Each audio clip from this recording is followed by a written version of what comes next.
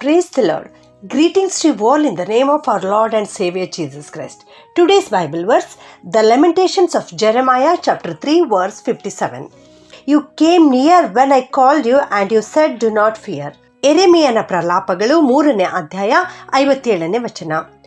ನಾನು ನಿನ್ನನ್ನು ಕೂಗಿಕೊಂಡಾಗ ನನ್ನ ಸಮೀಪಕ್ಕೆ ಬಂದು ಭಯಪಡಬೇಡ ಎಂದು ಹೇಳಿದೆ. ಪ್ರಲಾಪಗಳ ಪುಸ್ತಕವನ್ನು ಪ್ರವಾದಿಯಾದ ಎರೆಮೀಯನು ಬರೆದಿದ್ದಾನೆ ಪ್ರಿಯರೇ. ಈ ಎರೆಮೀಯ ಪ್ರವಾದಿಗೆ ಅಳುವ ಪ್ರವಾದಿ ಎಂಬುದಾಗಿಯೂ ಕೂಡ ಕರೆಯುತ್ತಾ ಇದ್ದರು. ಪ್ರಲಾಪ ಎಂದರೆ ಇದು ಒಂದು ಪ್ರಾರ್ಥನೆಯಾಗಿದೆ. ನಮ್ಮ ದುಃಖವನ್ನು, ನಮ್ಮ ನೋವನ್ನು ದೇವರ ಮುಂದೆ ಹೇಳಿಕೊಳ್ಳುವಂಥದ್ದಾಗಿದೆ.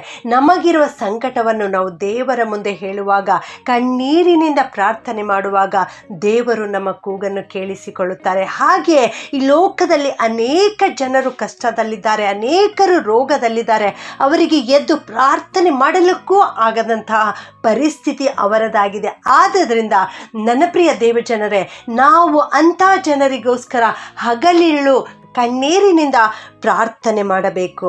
ಯಾಕೋಬನು ಕೂಡ 4ನೇ ಅಧ್ಯಾಯ 8ನೇ ವಚನದಲ್ಲಿ ದೇವರ ಸಮೀಪಕ್ಕೆ ಬನ್ನಿರಿ, ಆಗ ಆತನು ನಿಮ್ಮ ಸಮೀಪಕ್ಕೆ ಬರುವನು ಎಂಬುದಾಗಿ, ನಿನ್ನ ದುಃಖ, ನಿನ್ನ ಕಣ್ಣೀರು, ನಿನ್ನ ಚಿಂತೆ ಎಲ್ಲವನ್ನ ತೆಗೆದುಕೊಂಡು ನೀವು ದೇವರ ಪಾದದ ಬಳಿ ಬರುವಾಗ, ದೇವರಿಗೆ ಪ್ರಾರ್ಥನೆ ಮಾಡುವಾಗ ಆತನು ನಿನ್ನ ಸಮೀಪಕ್ಕೆ ಬಂದು ದೇವರು ನಿನ್ನ ಪ್ರಾರ್ಥನೆಯನ್ನು ಕೇಳಿಸಿಕೊಳ್ಳುತ್ತಾರೆ. 2ನೇ ಪೂರ್ವಕಾಲ ವೃತ್ತಾಂತ 15ನೇ ಅಧ್ಯಾಯದಲ್ಲಿ ಅಜರ್ಯ ಎಂಬ ಪ್ರವಾದಿಯು ಆಸ ಎನ್ನುವ ರಾಜನಿಗೆ ದೇವರ ವಾಕ್ಯವನ್ನು ತಿಳಿಸಿಕೊಡುತ್ತಾನೆ. 2ನೇ ವಚನದಲ್ಲಿ ನಾವು ನೋಡುತ್ತೇವೆ, ನೀವು ಆತನನ್ನು ಹುಡುಕಿದರೆ ಆತನು ನಿಮಗೆ ಸಿಕ್ಕುವನು ಎಂಬುದಾಗಿ. ಈ ರೀತಿಯ ಪ್ರವಾದಿಯು ಬೋಧನೆ ಮಾಡಿದಾಗ ಅರಸನಾದ ಆಸನು ದೇವರಿಗಾಗಿ ಯಜ್ಞವೇದಿಯನ್ನು ಜೀರ್ಣೋದ್ಧಾರ ಮಾಡುತ್ತಾನೆ.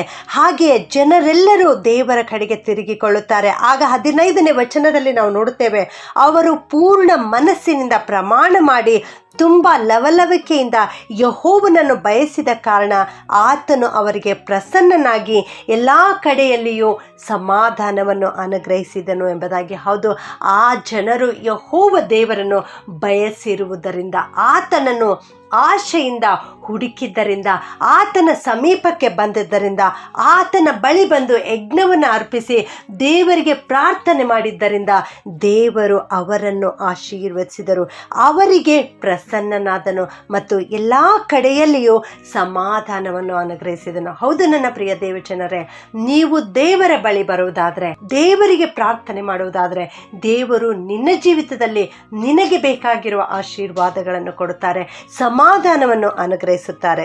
ಲೂಕನು ಬರೆದ ಸುವಾರ್ತೆಯಲ್ಲಿ 15ನೇ ಅಧ್ಯಾಯ 20ನೇ ವಚನದಲ್ಲಿ ನಾವು ನೋಡ್ತೇವೆ. ಅಲ್ಲಿ ಯೇಸು ಸ್ವಾಮಿಯವರು ಒಂದು ಸಾಮ್ಯವನ್ನು ಹೇಳಿದ್ದಾರೆ.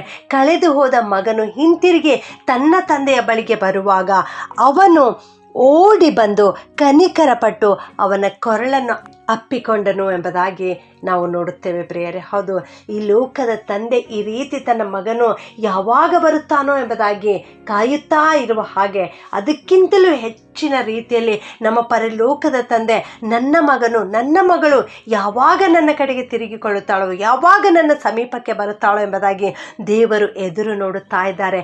ನೀನು ಹಿಂದೆ ಈ ವಾಕ್ಯವನ್ನು ಕೇಳಿಸಿಕೊಳ್ಳುತ್ತಿರುವ ಸಂದರ್ಭದಲ್ಲಿಯೇ ನೀನು ದೇವರ ಕಡೆಗೆ ತಿರುಗಿಕೋ, ದೇವರ ಬಳಿ ಬಾ, ಪ್ರಾರ್ಥನೆ ಮಾಡು, ಆತನು ನಿನ್ನನ್ನು ಆಶೀರ್ವದಿಸುತ್ತಾನೆ. ನಿನ್ನ ಸಮೀಪಕ್ಕೆ ಬಂದು ಭಯಪಡಬೇಡ ಎಂದು ಹೇಳಿ ನಿನ್ನನ್ನು ಆಶೀರ್ವದಿಸುತ್ತಾರೆ. ಪ್ರಾರ್ಥನೆ ಮಾಡಿಕೊಳ್ಳೋಣ. ಪ್ರೀತಿಯ ಪರಲೋಕದ ತಂದೆಯೇ, ನಿನಗೆ ಸ್ತೋತ್ರ ಉಂಟಾಗಲಿಯಪ್ಪ.